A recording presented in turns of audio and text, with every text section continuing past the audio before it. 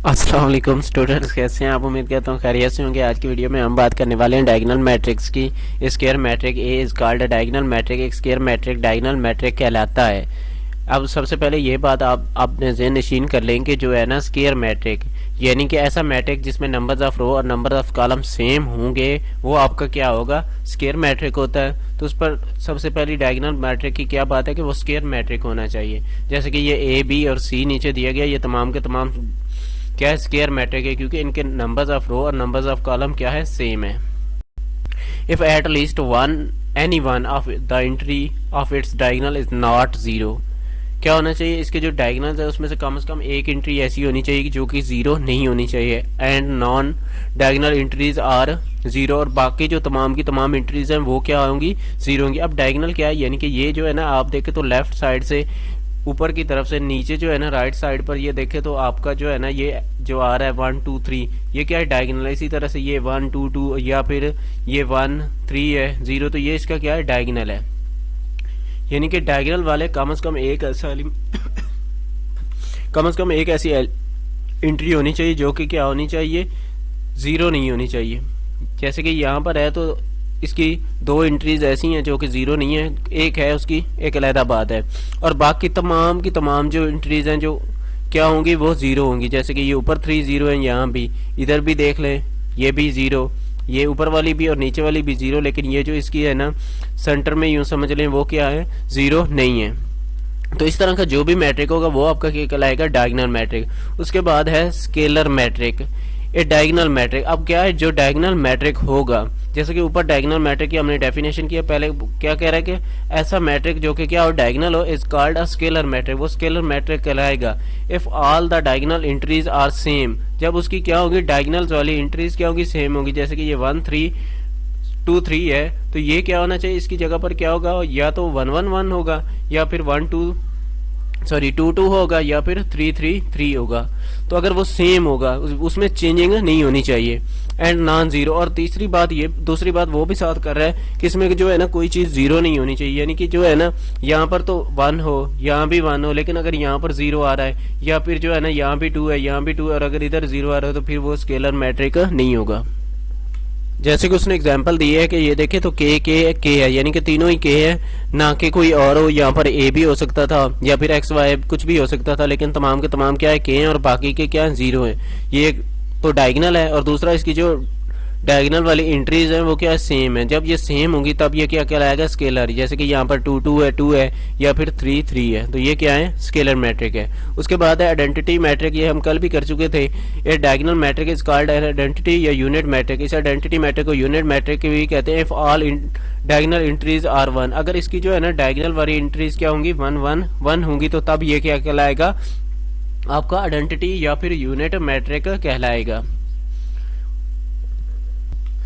जी, तो अब क्वेश्चन की तरफ आ जाएं। देखें, ये क्वेश्चन 3 है। From the following matrix identify diagonal scalar and unit identity matrix. क्या करना है आपने? डायगोनल स्केलर और यूनिट मैट्रिक्स को क्या करना है? आइडेंटिफाई करना है। ये आपके पास 5 मैट्रिक्स दिए गए हैं, ए बी सी डी और ई। तो देखें इसमें जो है ना स्केलर मैट्रिक कौन कौन से हैं?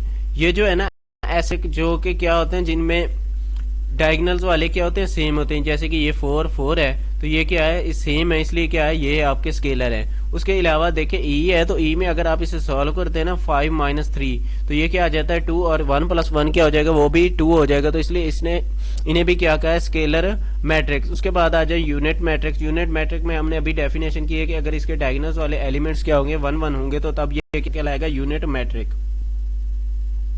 उसके बाद इसके डायगोनल मैट्रिक्स, तो डायगोनल वाले ये बाकी जो है ना तकरीबन सारे ही डायगोनल्स हैं, ये पांचों के पांचों, क्योंकि इनमें जो है ना नंबर्स ऑफ कॉलम और numbers of same rows same है, और बाकी जो है ना तमाम के तमाम जो एंट्रीज हैं वो जीरो हैं, सिवाय डायगोनल वाले। ये यहाँ पर देख लें तो ये जीरो हैं, बाकी इसके डायगोनल वाले यहाँ भी और ये भी, तो कम से कम एक इसमें है ऐसा जो कि 3 है, तो वो डायगोनल में भी है, तो इसलिए ये भी डायगोनल मैट्रिक हो। आगे क्वेश्चन नंबर 4 है।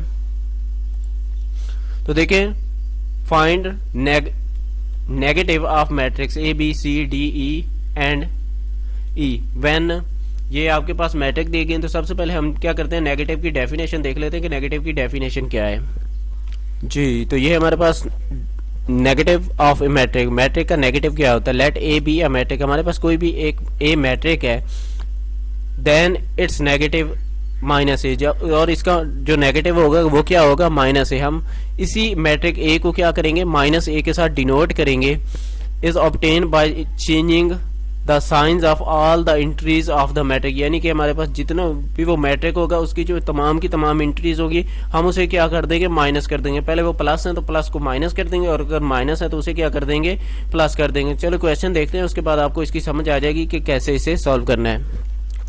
जी, तो ये देख लें, आपके पास ए बी सी डी और ई, आपके पास ये 5 मैट्रिक्स हैं।